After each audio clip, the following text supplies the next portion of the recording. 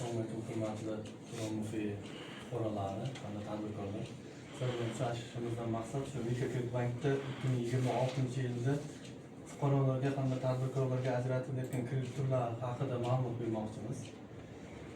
2026-yilda bizning mahsulotlarimiz shu jismoniy shaxslarga 5 million so'm miqdorida sug'urta asosida kredit mablag'lar berilyapti.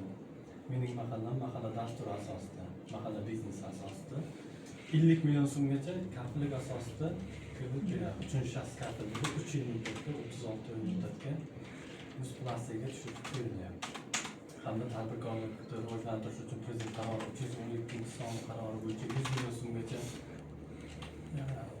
ta'minotsiz 500 million so'mgacha ta'minot asosida tadbirkorlikni rivojlantirishga kredit mablag'lar berilgan.